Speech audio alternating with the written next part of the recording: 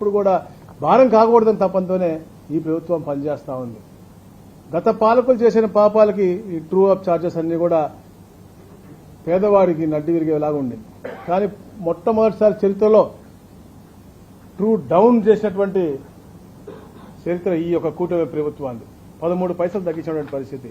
అలాగే అయితే గత 1924లో ఈ ట్రూ అప్ ఛార్జీలు ఉన్నాయి. దాంట్లో బాగా 4,497 కోట్ల రూపాయలు ప్రభుత్వం భరించాలని చెప్పేసి కూడా నిర్ణయించడం నిజంగా చాలా మంచి పరిణామం. ఎందుకంటే పేదవాడికి ఎప్పుడు కూడా ఇబ్బంది పెట్టము, ఎట్టి పరిస్థితుల్లో కరెంట్ ఛార్జీలు పెంచమని చెప్పేసి ఆ రోజు చాలా గట్టిగా మేము చెప్పాం. ఈ రోజు అది నిరూపించుకుంటా ఉన్నాం. గతంలో కూడా మేము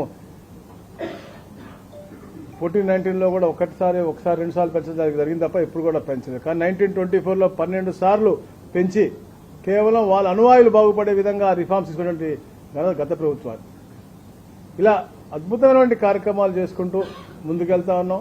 తప్పకుండా ఎవరైతే ప్రజాహితం కోరుతారో వాళ్ళు ఈ రాష్ట్రంలో సుభిక్షంగా ఉండాలి. ఎవరైతే గతంలో తప్పులు చేశారో వాళ్ళు శిక్షింపబడాలి. ఎందుకంటే మేము ఎప్పుడు కూడా వెండిక్టు గవర్నమెంట్ కాదు. వెండిక్టు గవర్నమెంట్ అంటే ఎవరినంటారు? రాగానే ముందు తీసుకెళ్లాలి జైల్లో. అట్లాగా చట్టం దాన్ని పని చేసుకుంటూ ఎవరైతే తప్పులు చేశారో 2025 మధ్యాహ్న సంవత్సరం లాగా అయింది. ఈసారి నాకు అనిపిస్తా ఉంది 26 భూములు సంబంధించినటువంటి నామ సంవత్సరంగా అయ్యేటట్టుగా ఉంది. ఎందుకంటే గతంలో అన్ని భూ కబ్జాలు అన్ని చేశారు. ఈరోజు దీంతో పాటే 22A రిమూవల్తో పాటే ఏదైతే నూతనంగా తప్పుడు రిజిస్ట్రేషన్ జరిగినాయో అవి కూడా లా కంకరెన్స్ తెప్పించుకుని దాన్ని కూడా రూల్స్ అన్ని కూడా ఫ్రేమ్ చేసి తప్పుడు రిజిస్ట్రేషన్ చేసే అన్ని కూడా క్యాన్సిల్ చేసే హక్కులు కూడా మేము అధికారులకు ఇస్తా ఉన్నాం.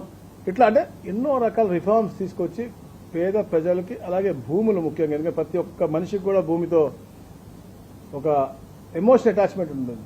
జీవించిన తర్వాత చనిపోయిన తర్వాత అక్కడ దాకా కూడా ఉంటుంది. అందరికీ కూడా రెవెన్యూ డిపార్ట్మెంట్తోనే సంబంధాలు ఉంటాయి. కాబట్టి ఆ రెవెన్యూ డిపార్ట్మెంట్ బాగుండాలి. అలాగే గౌరవ ముఖ్యమంత్రి గారు ఏదైతే కోరుకుంటా ఉంటారో ఈ రాష్ట్రం బాగుండాలనేది అది తప్పకుండా ఈ సంవత్సరం మనం పూర్తిగా అయితే అమరావతి అభివృద్ధి అవ్వచ్చు, మనకి విశాఖపట్నం అభివృద్ధి అవ్వచ్చు, అలాగే తిరుపతి ప్రాంతం అన్ని రాష్ట్ర నలుమూలలో కూడా అభివృద్ధి పథకంలో ముందుకెళ్లాలి.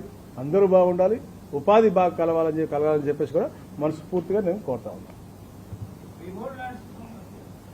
డెఫినెట్ దాన్ని కూడా అధ్యయనం చేస్తా ఉన్నాము.